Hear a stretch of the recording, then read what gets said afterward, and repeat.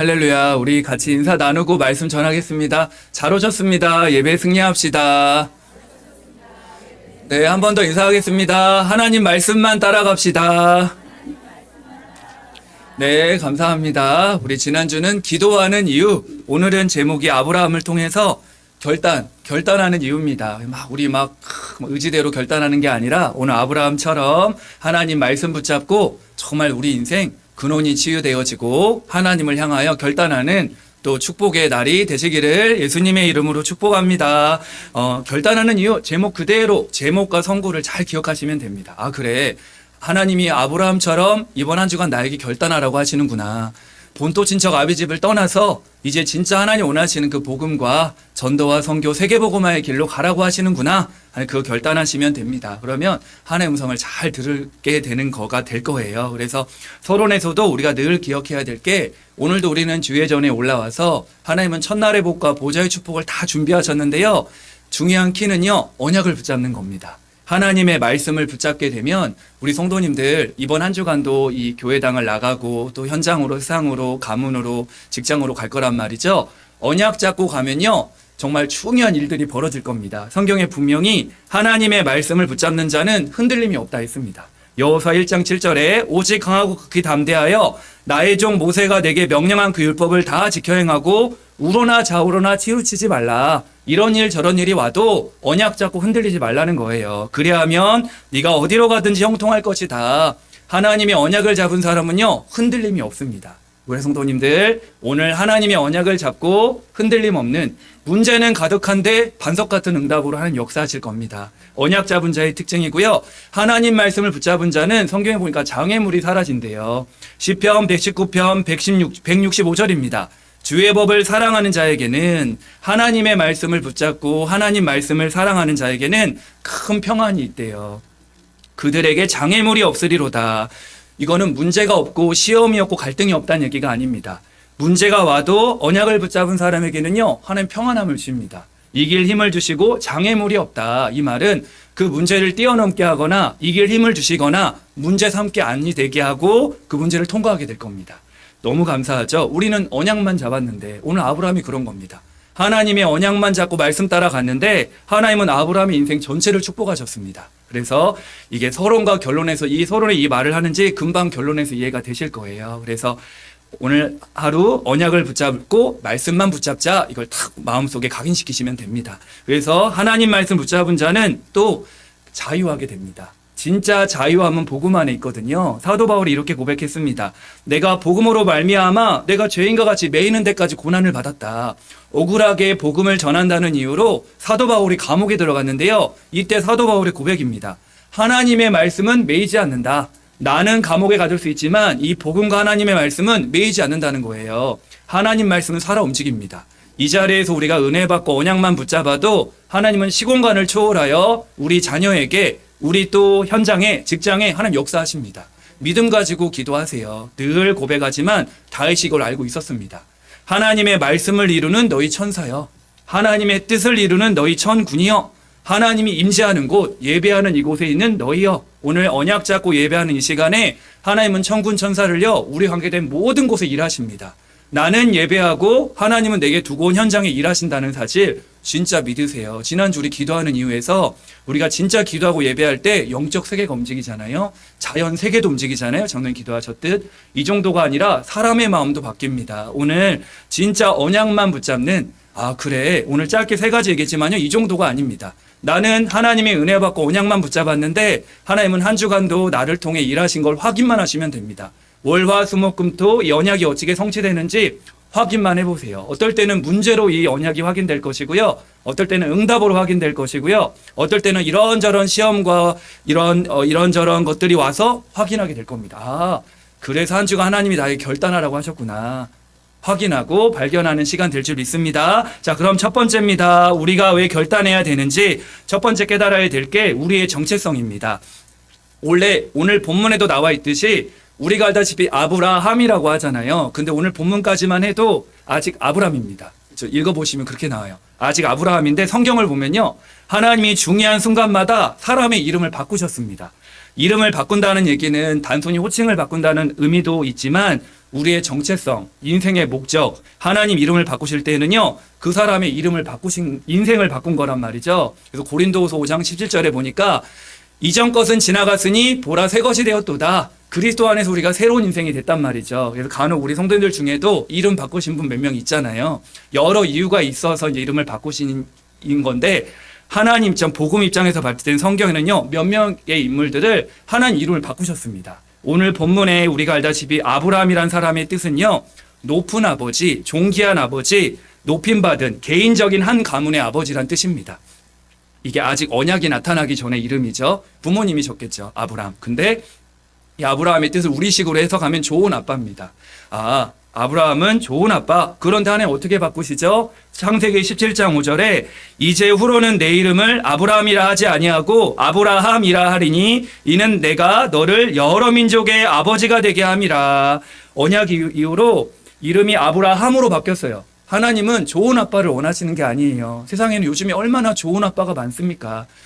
나쁜 아빠들도 많지만 진짜 좋은 아빠도 진짜 많습니다. 요즘에는요, 진짜 친구들 같이 잘 대해주고, 제가 봐도 진짜 좋은 아빠들 많더라고요. 근데 하나님은 그런 아빠 말고 아브라함, 모든 여러 나라의 아버지, 열국의 아버지, 세계 보고 많은 아버지, 이걸 원한다는 거예요.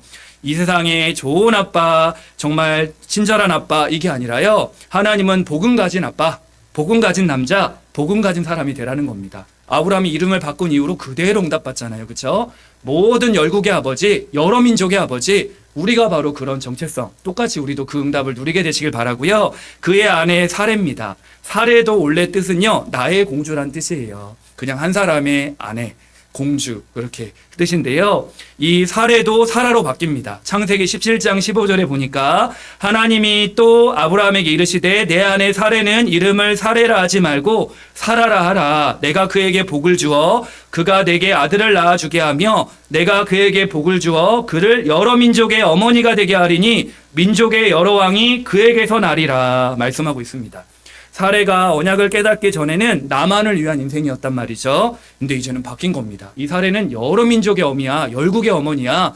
이제는 하나님 나라를 위한 인생, 언약을 위한 인생, 마찬가지입니다. 아브라함처럼, 아브라함이 아브라함으로 사례가 사라가 된 것처럼 저와 여러분의 인생을요, 그리스도 안에서 이제 나만을 위한 인생이 아니라 복음과 하나님 나라를 위한 언약의 인생으로 저 여러분들을 바꾸신 줄 믿습니다. 이걸 깨달아야 내가 왜 결단해야 되는지를 알게 됩니다. 우리가 잘 아는 야곱입니다.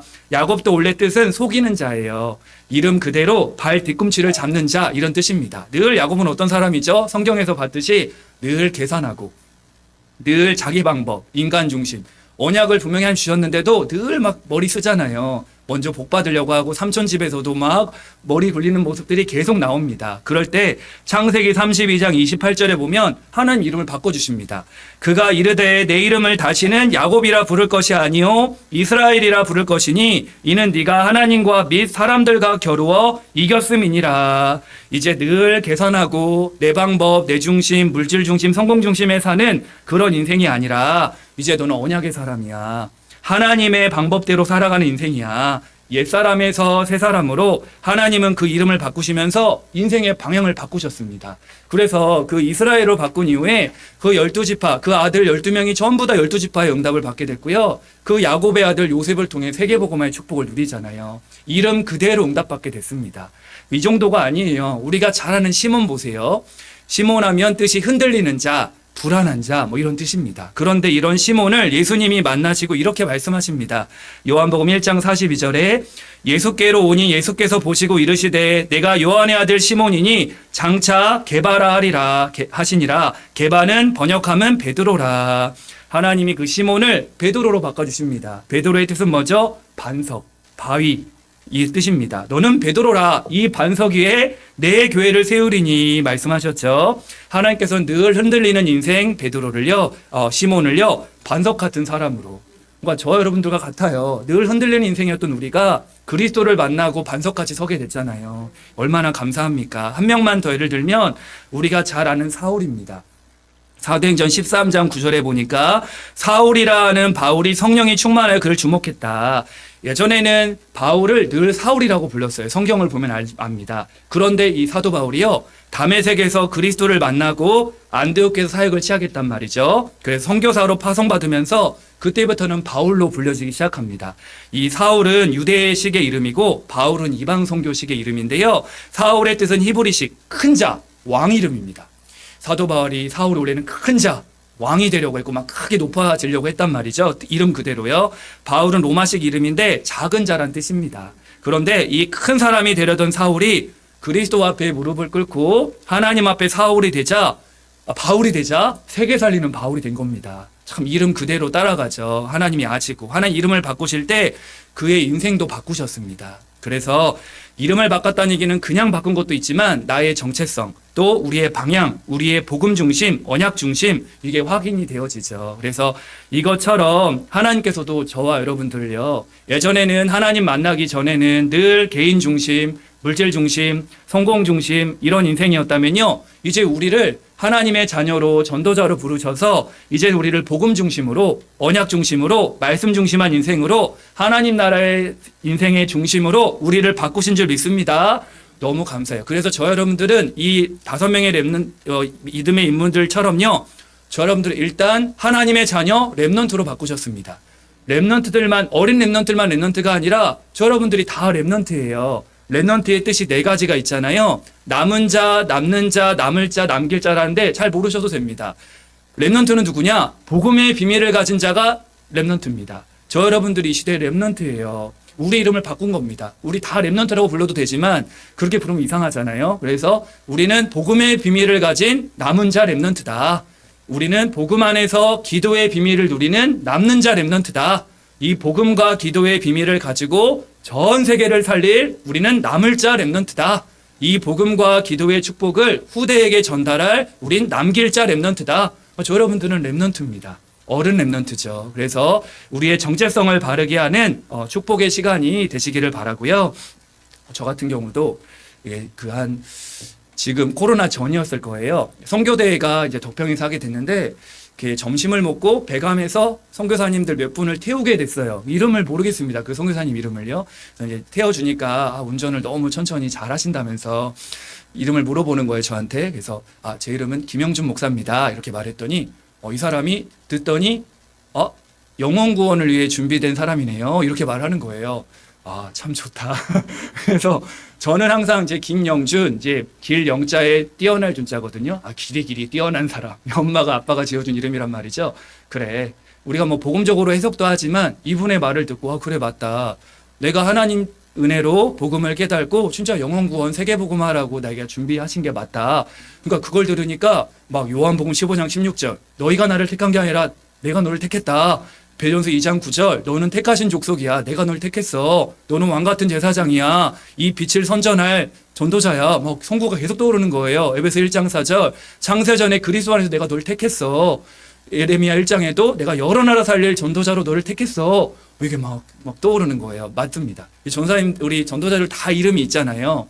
제가 주일학교 때도 얘기했지만 바구민 도우루자의 백성민자입니다. 얼마나 좋은 이름이에요. 백성을 도우는 우민이, 그렇죠? 얼마나 이름대로 사는 것 같아요. 우민이가 많은 사람 돕고 살잖아요. 근데 이제 아니다. 우민아, 이제 넌 하나님 백성, 불신자들을 살리고 세계를 살릴 너는 이제 그 영혼들을 돕고 진짜 백성들을 살릴 넌 세계복음화의 렘넌트야. 이름 자체가 언약의 이름이 돼버립니다. 그래서 저 여러분들도 각자가 이름이 있으실 겁니다. 그걸 어떻게 해석하느냐에 따라 다릅니다.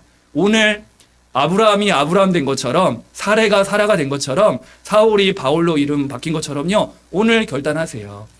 우린 다 하나님 자녀요 렘넌트요 전도자기 때문에 언약 안에 이름을 싹 다 바꾸세요. 우리 가족들도요. 이름 그대로 두면서 축복해 주세요. 이름 그대로 내가 언약으로 바꾸시면 됩니다. 그래서 축복하면서 한 명 한 명을 떠오르면서 기도하시면서 축복하는 게, 왜냐하면 이름은 안 바뀌니까 계속 우리가 그 이름 가지고 축복할 수 있으니까요.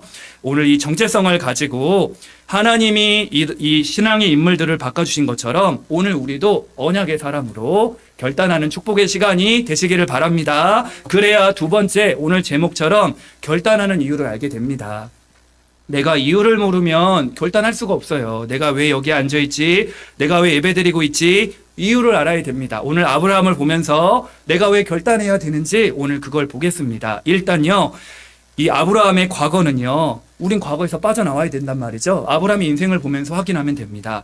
실패가 계속됐어요. 아브라함 가문은요. 그래서 아브라함의 가문을 보면 계속 실패의 연속입니다. 근데 비단 아브라함뿐만이 아닐 겁니다. 저희의 가문들도 돌아보세요. 우리가 언약 알기 전에는요, 늘 실패, 어려움, 문제, 아픔, 과거가 다 있잖아요. 다 있을 겁니다. 말할 수 없는 부분도 있을 것이고요.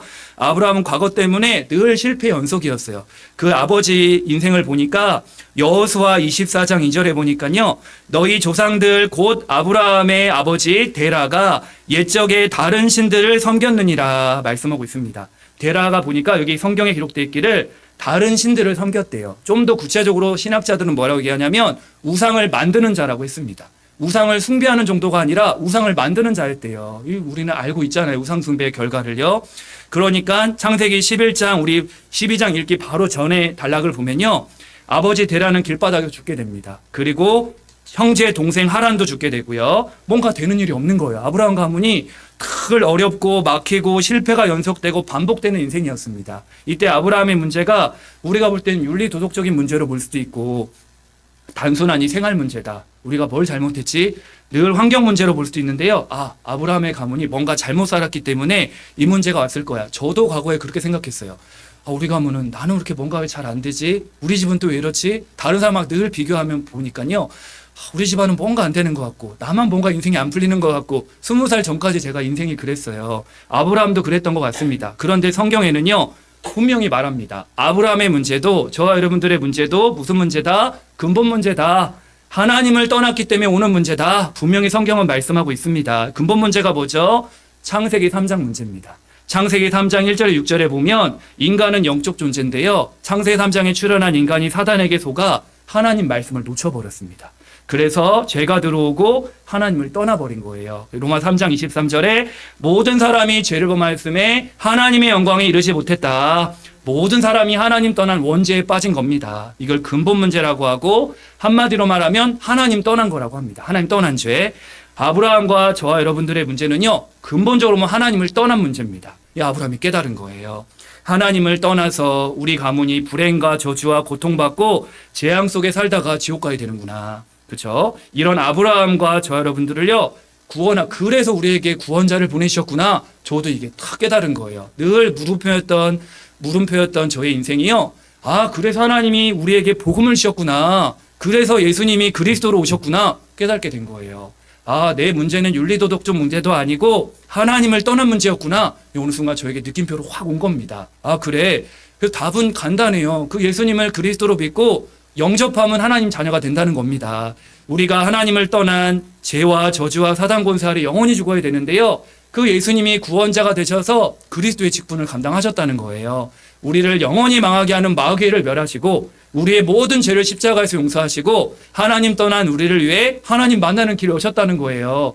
그분을 뭐만 하면, 영접하기만 하면 구원받고 영원한 하나님 자녀가 된다. 이 사실을 깨닫게 된 겁니다. 아브라함도 깨닫게 된 거예요. 그래서 분명히 우리 인생이 하나님을 떠나온 문제라면 답은 간단합니다. 하나님 만나면 된단 말이죠. 그게 성경 66권의 핵심이에요. 내가 너희를 위해서 구원자이신 그리스도를 보낼 것이다. 그래서 요한복음 3장 16절, 하나님이 세상을 이처럼 사랑하사 독생자를 주셨으니 이는 그를 믿는 자마다 멸망하지 않고 영생을 얻게 하려 하심이라.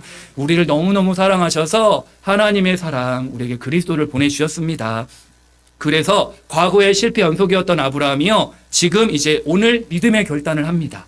어떤 결단을 하죠? 과거 아무 상관없습니다. 아브라함이 창세기 12장 1절 보세요. 하나님 말씀하십니다. 너는 너의 고향과 친척과 아버지의 집을 떠나 내가 내게 보여줄 땅으로 가라. 아브라함이 결단한 겁니다. 우리 가문이 하나님 떠나서 정말 우상 숭배하고 정말 종교 생활하며 네피림에 빠져 귀신과 우상 재앙 가운데 우리 가문이 망했구나. 그래서 하나님이 나에게 지금 너의 고향과 친척과 아비 집을 떠나고 내게 보여줄 땅으로 가라고 하시는구나. 그 과거 저주 재앙에서 빠져나오라는 거예요. 아브라함이 그걸 깨달은 겁니다. 결단한 거예요. 4절에 보니까 이에 아브라함이 여호와의 말씀을 따라갔고, 아까도 얘기했지만 결단을 우리 의지대로 한번 해보자, 그런 결단이 아닙니다. 나 이제 제대로 살아볼 거야. 제가 남원에 있을 때 서울 온 이유가 그겁니다. 서울에 가서 남자라면 서울에 와서 성공해야지 이런 마음으로 왔단 말이죠. 하나님 근데 바꾸셨죠. 복음 안에서요. 마찬가지입니다. 아브라함이요. 뭔가 감정과 느낌으로 결단한 게 아니라 하나님 음성을 듣고 결단한 거예요. 자기 생각대로 환경 따라간 게 아니라 과거 따라간 게 아니라 하나님 말씀을 붙잡고 믿음에 결단한 겁니다. 아 그래 나 이제 하나님 바르게 믿고 하나님 말씀을 따라 나는 예배드리고 결단할 것이다. 단을 쌓을 것이다. 이 아브라함이 결단한 겁니다. 그래서 과거가 복음 안에 있으면 발판이 될 거예요. 전제로 아브라함처럼 그렇게 될 겁니다. 그런데 저와 여러분들이 복음 밖에 있으면요. 발판이 아니라 발목을 잡게 될 거예요. 그래서 아브라함의 결단이 결국 그 인생을 변화시키고 한 사람의 결단이 가문의 흐름을 바꿔버렸습니다. 저 여러분들이 마찬가지예요. 언약 밖의 인생이었다면 이제 그리스도 안에서 언약의 인생이 시작됐습니다. 창세기 12장을 보면 이제 하나님을 믿고 말씀 따라갔던 아브라함이 이유를 보면요. 가는 곳마다 뭐 하죠? 단을 쌓고 예배를 드립니다. 그렇죠? 창세기 12장 7절 8절, 창세기 13장 3절, 창세기 13장 14절 18절 계속 가는 곳마다 아브라함이 단을 쌓아요. 이 결단 이후로 예배가 시작되고 기도가 시작되고 언약의 인생이 시작됐습니다. 나중에는 믿음의 조상이 되죠. 로마서 4장 11절 그가 모든 믿는 자의 조상이 되었다. 오늘도 마찬가지입니다. 여러분들이 바르게 언약 안에 결단하면 하나님이 중요한 믿음에 결단하는 전도자를 통하여 하나님은 중요한 일을 시작하게 하실 것입니다. 그래서 세 번째로 미래 결단한 결과 미래의 영원한 응답을 받게 됐어요.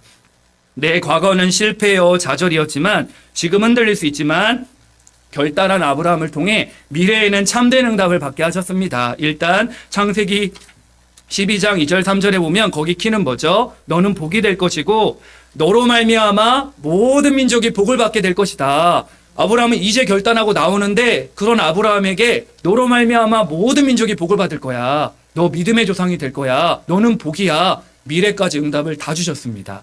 여러분들이 이미 부름 받을 때 아브라함을 부를 때 이미 세계복음화의 축복을 주셨듯 저 여러분들을 부르실 때 땅끝까지 증인 되리라 이미 주셨습니다. 사도 바울 이미 담에서 부를 때에도 너는 이방인과 임금들과 이스라엘 백성들에게 나를 전하기 위한 택한 나의 그릇이야. 이미 하나님 우리를 부르실 때부터 과거 현재 미래 모든 문제를 끝내시고 저 여러분들을 부르신 줄 믿습니다. 너로 말미암아 모든 민족이 복을 받을 것이다. 갈라디아 3장 8절에 보면 좀 더 구체적으로 얘기합니다. 모든 이방인이 너로 말미암아 복을 받을 것이다. 아브라함 너를 부르신 이유는 너로 말미암아 모든 민족 모든 이방인이 복을 받게 하려는 거야. 한 사람이 결단하고 언약의 인생으로 들어왔는데요. 한 사람이 아닙니다. 가문과 민족과 시대와 전 세계를 살리는 응답이 시작됐어요. 저 여러분들이 조금 결단하고 언약 속으로 들어오면요. 이미 세계복음화의 축복이 와 있음을 확인하게 될 겁니다. 오늘 그 축복을 확인하게 되시길 바랍니다. 마태복음 1장 1절 아브라함과 다윗의 자손 예수 그리스도의 계보라. 원래 아브라함 인생이 어떤 인생이죠? 그의 아버지 데라의 가문으로 끝날 수 있었습니다. 완전히 무너진 가문, 완전히 저주받은 가문, 운명 가운데 저주와 운명과 사주팔자의 실패와 저주의 가문으로 끝날 수 있었는데 아브라함에게 하나님 은혜가 임한 거예요. 그 아브라함이 한 사람의 결단으로 인생의 새로운 족보가 쓰여집니다. 보세요. 아브라함과 다윗의 자손 예수 그리스도의 계보라. 복음의 명문가정이 돼버렸습니다. 실패한 가문이 언약의 축복의 명문 가문이 됐어요. 저 여러분들의 한 사람의 언약의 결단이 가문을 살릴 겁니다. 가문 정도가 아닐 거예요. 언약만 딱 붙잡으세요. 아마 사단이 계속 속일 겁니다. 언약만 붙잡지 못하도록 할 거예요. 그래서 한 사람의 믿음의 결단이 결국 가문의 미래, 영원한 미래를 살리게 됩니다. 시편 112편 1절 2절 여호와를 경외하며 그의 계명을 크게 즐거워하는 자는 복이 있도다. 그의 후손이 땅에서 강성하며. 전자 여러분, 오늘 언약으로 결단하면 미래는 영원한 응답이 오게 됩니다. 작은 결단인데요. 아브라함의 인생이 실패의 연속, 어려움의 연속이었지만 오늘 믿음에 결단했는데 영원한 말씀 성취와 응답을 누렸던 아브라함의 응답. 우리도 마찬가지예요. 오늘 우리가 과거를 그대로 두면요. 계속 또 아브라함처럼 실패의 연속이 될 겁니다. 하지만요. 지금 결단하게 되면 언약의 인생, 영원한 응답의 인생, 과거에서 빠져나온 우리가 오늘 믿음으로 언약 따라가고요. 미래의 말씀 성취의 응답을 누리는 증인 되기를 바랍니다. 우리가 이 복음 받고 보니까 어떤 느낌이 들죠? 아무리 저 사람이 돈이 있고 가진 게 많아도 행복이 없으면 소용없잖아요. 이거 보게 되죠. 영안이 열렸으니까요. 성공해도 평안이 없으면 아무 소용이 없습니다. 겉으론 다 가진 것 같아도 그 영혼과 집안에 복음이 없었고 예배가 없으면요, 결국은 소용이 없어요. 근원이 하나님을 떠나 있으니까요. 지금이 중요합니다. 아브라함처럼 하나님 앞에 믿음의 결단을 통해 우리 인생이 바뀌고 가문이 바뀌고 후대를 바꾸는 결단해야 될 이유, 아브라함을 통해서 우리 인생을 돌아보게 되길 축복합니다. 세 번째입니다. 그러면 우리가 결단할 게 있어요. 아브라함도 중요하지만 오늘 우리가 결단할 게 있는데요. 결단이 한자어로 끊는다, 끊을 단자입니다. 단을 끊어버리는 건데요. 가위로 잘라버린다, 이런 뜻입니다. 이게 결단인데요. 근데 결단이라 할 때 결단은 좋은 거 하나 더하는 게 아닙니다. 결단한다고 할 때 그래, 이거 좋은 거 내가 더하고 이게 결단이 아니고요. 결단은요, 불필요한 것을 끊어버리는 겁니다. 내가 이 언약의 길을 가고 복음의 길을 가는데 잘못된 부분은 끊어버리는 거예요. 과감하게 끊어버리는 게 결단입니다. 아마 여러분들이 복음의 인생 전도자의 길을 걸어갈 때 수많은 결단의 순간이 올 거예요. 결단할 때 불필요한 거는 끊어버려야 됩니다. 근데 어떻게 결단해야 되냐? 첫 번째 우리 결단입니다. 히브리서 12장 1절에 보니까 모든 무거운 것과 얼매기 쉬운 죄를 벗어버리고 인내로서 우리 앞에 당한 견주를 해라. 우리 안에 무거운 것들, 얼매기 쉬운 죄, 예수님도 오늘 오해배 때 얘기할 거지만 수고하고 무거운 짐진 자들아 다 내게로 오라. 그 수고하고 무거운 짐을 다 내려놓으라는 거예요. 바울도 얘기하잖아요. 모든 무거운 것과 얼매기 쉬운 죄를 다 벗어버려라. 결단하라는 거예요. 끊어버리라는 겁니다. 과거 이전의 삶들이요. 그러니까 신앙생활은 가지치기라고도 볼 수 있습니다. 끊을 것은 끊어버리고 나의 삶에 불필요한 것들을 가지치기 하는 거예요. 그래서 나무들도 가지치기 할 때 더 나무가 성장하듯, 언뜻 보면 가지치기 하면 왜 나무를 저렇게 자를까 하지만 그게 나무 성장에 유익하단 말이죠. 우리도 결단 자체가 끊을 것은 끊고 버릴 것은 버리고 정리할 것은 정리하는 게 결단입니다. 첫 번째 어떤 결단해야 되죠? 아브라함 떠오르시면 됩니다. 예배 결단하셔야 돼요. 이제 하나님 자녀여 언약의 길을 걸어가는 우리는요, 예배에 방해되는 요소들 잘라내야 됩니다. 신앙생활의 시작은 예배고 회복도 예배고 응답도 예배입니다. 예수님 뭐라고 말씀하셨죠? 마태복음 6장 33절에 너희는 먼저 그의 나라와 그를 구하라. 그럼 이 모든 것을 너희에게 더하시리라. 예수님이 구하래요. 하나님 나라와 그의 의, 의로운 분은 하나님밖에 없잖아요. 하나님 곧 말씀입니다. 하나님 나라와 하나님 말씀을 구하라는 거예요. 곧 뭐죠? 예배입니다.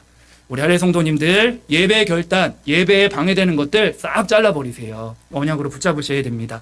예배 결단한 또 다른 한 사람 다윗입니다. 우리 지난주도 말했죠. 시편 27편 4절 내가 여호와께 바라는 한 가지 일 그것을 구하리니 곧 내가 내 평생에 여호와의 집에 살면서 여호와의 아름다움을 바라보며 그의 성전에서 사모하는 그것이라. 다윗은 군인이고 왕이고 많은 전쟁을 치렀던 사람인데 다윗은 결단한 거예요.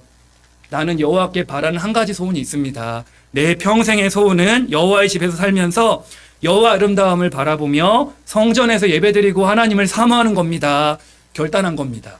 그렇게 전쟁 치르고 높은 지혜고 왕인데도 이렇게 결단할 수 있다는 얘기는요, 삶의 인생의 우선순위가 정리돼 버린 거예요. 전자 여러분, 오늘 아브라함처럼 다윗처럼 또 예수님이 말씀하신 것처럼 가장 중요한 우리 인생의 결단, 예배 결단입니다. 그래서 예배 결단에 방해되는 것들 오늘 과감하게 가지치기 하는 축복의 시간 되길 바랍니다. 초대교회도 사도행 2장 42절에 보니까 그들이 사도의 가르침을 받아 서로 교제하며 떡을 떼며 오로지 기도하기를 전혀 힘쓰니라 말씀하고 있습니다. 초대교회도 예배 중심이었어요.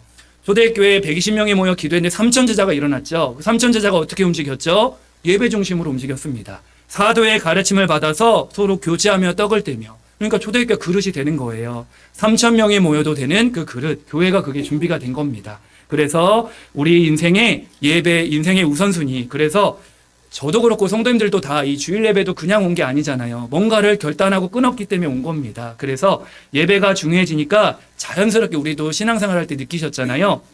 자연스럽게 친구 관계도 바뀌고. 그러니까 저희 어머니는 이제 제가 좀 이제 복음 듣고 예배 속으로 빠지니까 시골 가면 막 저를 찾잖아요. 영준이 언니. 그러면 영준 죽었다 했습니다. 하도 막 찾는 사람이 있어가지고. 어쨌든 엄마의 얘기고요. 자연스럽게 이제 끊어지게 되고 친구 관계도 바뀌고 또 생활 패턴도 달라지고요. 이 복음 안에 들어오니까 아브라함도 싹 다 바뀐 것 같아요. 그런 과정은 있었지만 결국 바뀌었단 말이죠. 그래서 아브라함처럼 하나님 우리를 본토 친척 아비 집을 떠나게 하셔서 그때부터 예배가 살아나고 예배 결단하게 되면 우리 인생이 또 다른 세계에 빠집니다. 또 다른 이건 축복의 세계입니다.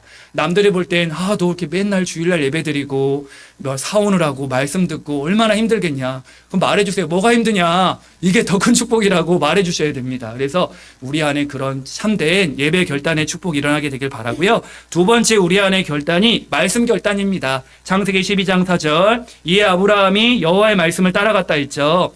느낌 환경을 따라간 게 아니라 하나님 말씀을 따라간 겁니다. 그래서 시편 119편 105절 주의 말씀은 내 발의 등이요 내 길의 빛이니이다. 저 하나님 말씀을 따라가면 됩니다. 이 결단하셔야 돼요. 이제 내 생각 따라가지 않고 나 이제 내 감정 따라가지 않고 내 현실 상황 분위기보다 나 하나님 말씀 따라갈 것이다. 여호수아에게도 강조하잖아요. 너가 강하고 담대해라. 그러면서 율법책을 내 입에서 떠나지 말게 하고 주야로 그것을 묵상해라. 그리하면 내 길이 평탄할 것이고 내가 형통할 거야.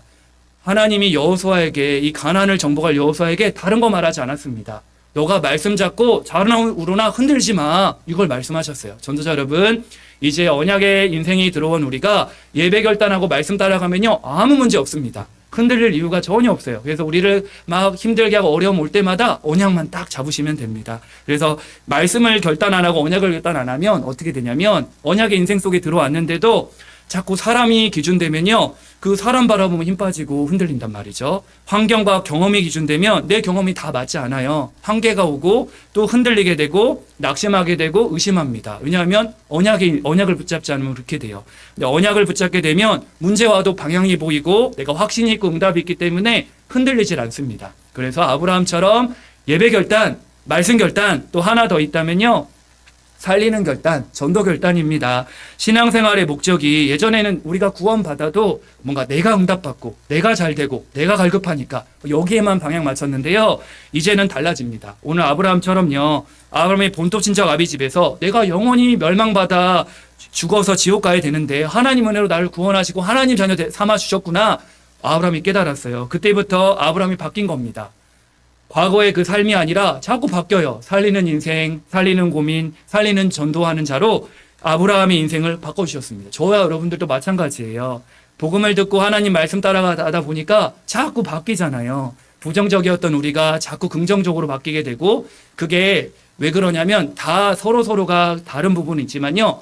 성령 안에는 열매가 9가지 있잖아요. 성령 열매 9가지가 전부 다 인격적 성장입니다. 그 성도님들이 진짜 복음 안에 들어오면요 우리 삶이 자꾸 바뀌어요. 내가 그런 사람이 아닌데도 자꾸 사람을 바라보는 눈, 문제를 바라보는 눈 싹 다 달라집니다. 왜냐하면 그럴 수밖에 없어요. 나는 복음 깨달았으니까 아무 문제 없어. 아닙니다. 우리가 복음 안에 들어오면 들어올수록 성숙해집니다. 그래서 우리가 고린도서 7장 10절에도 하나님의 뜻대로 하는 근심은 후회할 것이 없는 구원에 이르게 한다. 복음의 은혜를 받다 보니까 내가 살게 되니까 다른 사람도 보이게 됩니다. 그러면서 이제 붙잡게 돼요. 아브라함이 너로 말미암아 모든 민족이 복을 받게 하신다고 하신 것처럼 그래 하나님이 이제 나를 통해 또 다른 우리 가문의 사람들, 직장의 사람들, 현장의 대상자들이 너로 말미암아 나로 말미암아 이 복을 받게 하시려고 하시는 거구나 깨닫게 됩니다.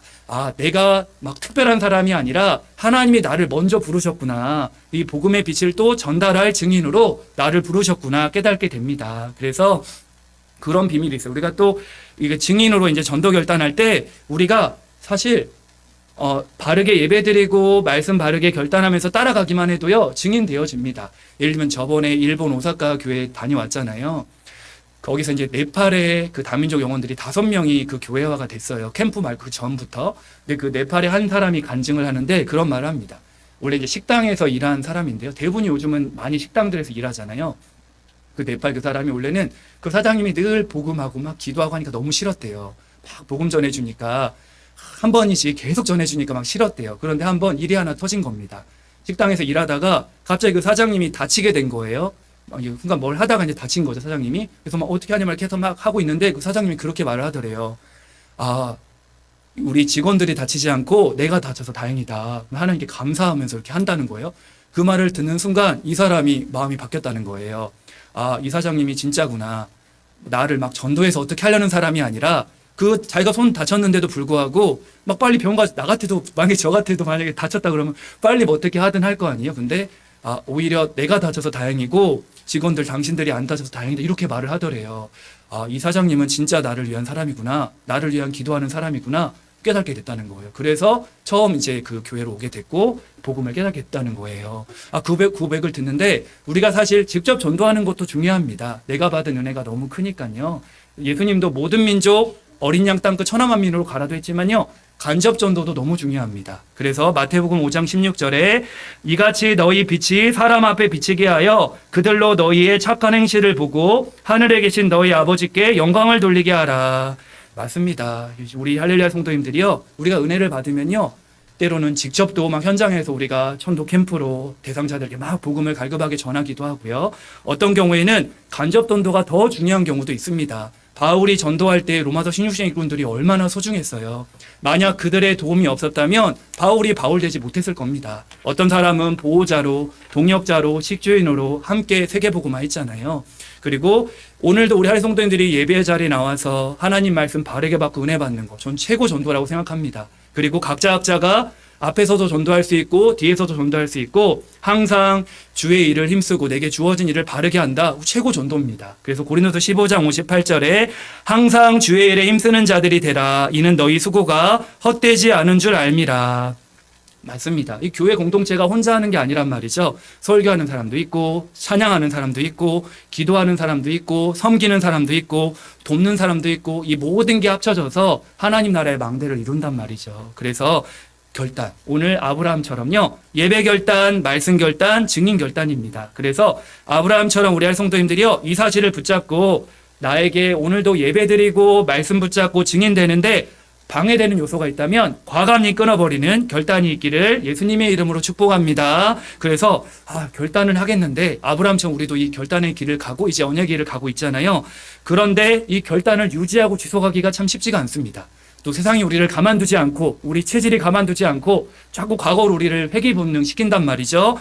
그래서 존재하는 곳이 교회고 공동체입니다. 그래서 교회 응답이 참 중요해요. 혼자 하게 되면 오래 못 가고 지치게 되고 한계가 오게 됩니다. 그래서 혼자 하면 포기하기 때문에 하나님께서 교회 응답을 주셨어요.